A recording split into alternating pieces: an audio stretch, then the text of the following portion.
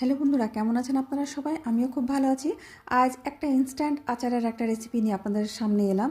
কারণ আমাদের ব্যস্ততার জীবনে ওই রোদে শুকোতে দেওয়া, উঠানো, ঝামেলা, এসব ঝামেলা করার আমাদের কাছে আর সময় নেই। ছাদে উঠানো, শুকানো। তো যাই হোক, একেবারে আধা ঘন্টার মধ্যে আচারটা তৈরি হয়ে যাবে। আর এখন আমের সিজন চলছে, তাই কাঁচা আমও পাওয়া যাচ্ছে। তো ঝটপট ঝটপট চলুন আচারটা রেসিপিটা দেখে নিই। এখানে আমি 1 কিলো আম নিয়ে টুকরো টুকরো করে কেটে ধুয়ে জল ঝরিয়ে রেখে দিয়েছি। তারপরে একটা আমি কড়াই বসিয়ে দিয়ে সেখানে দিয়ে দিলাম প্রায় আমি 1 কাপ পরিমাণে আমি সর্ষের তেল দিয়ে দিলাম। সর্ষের তেলের মধ্যে দিয়ে দিচ্ছি আমি 2 টেবিল চামচ থেতো করা রসুন। আমি রসুনটাকে বেটে নিয়ে আমি থেতো করে নিয়েছি একটু খাজরা খাজরা করে। তো রসুনটাকে 1 মিনিট মতন তেলের মধ্যে একটু ফ্রাই করে নিয়ে এবার আমি আধা কাপ মতন ভিনিগার দিয়ে দিলাম।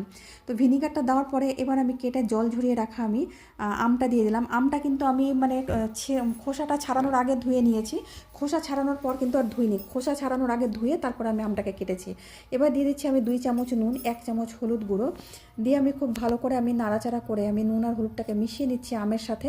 মিশিয়ে নেওয়ার পরে এবার গ্যাসটাকে মিডিয়াম ফ্লেমে রেখে আমি 10 মিনিটের জন্য এই আমটাকে ঢাকা দিয়ে রাখবো।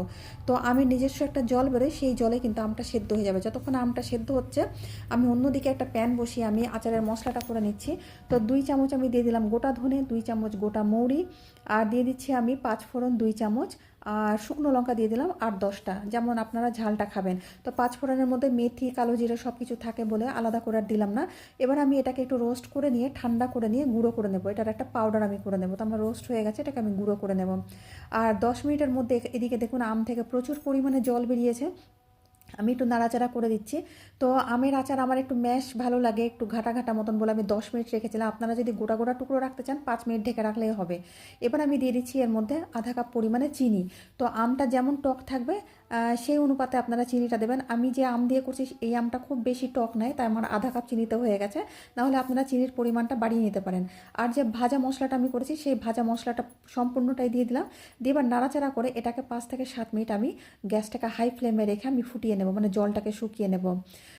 এই আচারটার টেস্টটা হবে একেবারে টক ঝাল মিষ্টি।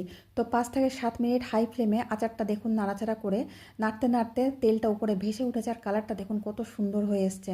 মানে আমার আচারটা কিন্তু কমপ্লিট হয়ে গেছে। এবার আমি গ্যাসটাকে বন্ধ করে এটাকে একেবারে ঠান্ডা করার জন্য রেখে দেবো। আর যতক্ষণ না তেলটা উপরে ভেসে উঠবে ততক্ষণ কিন্তু নাড়াচাড়া করে যেতে হবে। তো ঠান্ডা হওয়ার পর আমার আচারের কালারটা দেখুন কত সুন্দর হয়েছে, একেবারে জমে গেছে। তো এই অবস্থাতে আপনারা কিন্তু এয়ারটাইট কন্টেনারে করে আপনারা 1 থেকে 1.5 মাস এটাকে আপনারা ইউজ করতে পারেন। যেহেতু এটা ইনস্ট্যান্ট আচার, এটা কিন্তু সারা বছর থাকবে না। আর আমি ভিনিগার দিয়েছি বলে এটা 1.5 মাস মতন এরকম থাকবে, রেখে আপনারা খেতে পারেন ফ্রিজে রেখে। তো কেমন হলো ইনস্ট্যান্ট আচারটা অবশ্যই কমেন্ট করে জানাবেন। দেখুন কালারটা কত সুন্দর হয়েছে।